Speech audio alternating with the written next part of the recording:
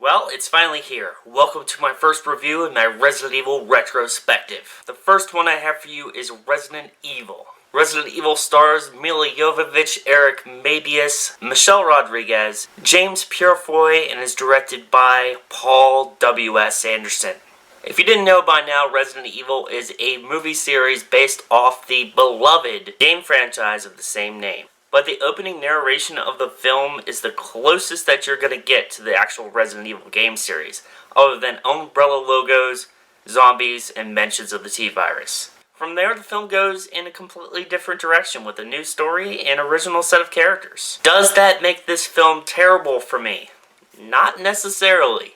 It took me a long time to see this film as just a film, and not an adaptation of one of my favorite game series of all time. I can't believe I'm saying this, but my name's Zach, and I actually like Resident Evil the movie.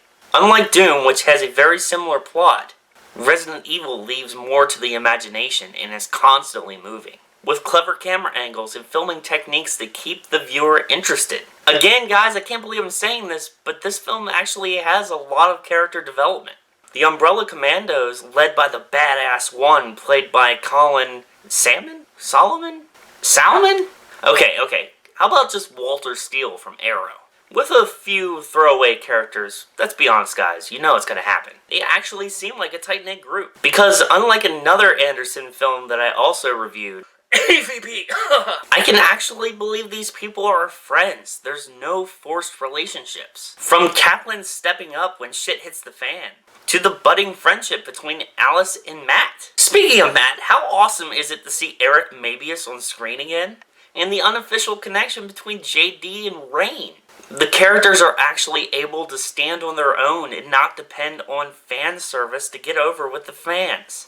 Marco Beltrami and Marilyn Manson's drum and bass hybrid metal score fits this film to a T. The high-octane action sequences are accompanied by the appropriate bone-crushing rhythms. And those more techie scenes are filled with those sci-fi beeps and buzzes that you'll definitely recall from other films. Moving on to special effects. This film uses a combination of practical effects and CGI. Guys, I would love to comment on the puppetry used on the big bad in the third act. But again, just like in Alien vs. Predator, Paul W.S. Anderson goes all jump cutty on us. Paul, buddy, I want to like you. Can you please do me a favor and pull back the camera? I know you're going for intensity, but there are other ways to do it other than cutting the scene 7 times in under a minute. And guys, to comment on the CGI used in the film, it regrettably does not hold up. Some of the graphics used in this film look like they're coming from a PS2 game, which actually probably would have looked really good at the time, and I believe it did.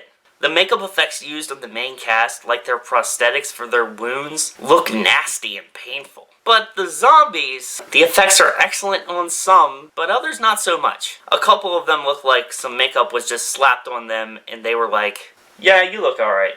Next. Which happens more than you think. Now on to the big topic. Alice. Alice is played by Milla Jovovich, and she is your main character. As far as her acting goes, I think she did pretty well with the story. And she isn't this unbelievable badass the rest of the series makes her out to be. Yep, in this installment, she's quite vulnerable and has to become a badass over time. Slow building character development in a Paul W.S. Anderson movie? What the hell's going on here? After all that, we get the end scene which clearly says, hey, can you give us a sequel? And don't worry, that's up next. Okay guys, I know what you want. It's rating time.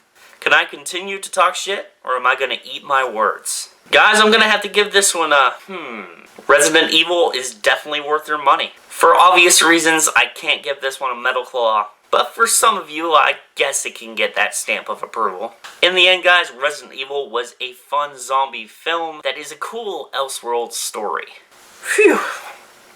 Glad that's over. What? There's 5 more? You gotta be kidding me!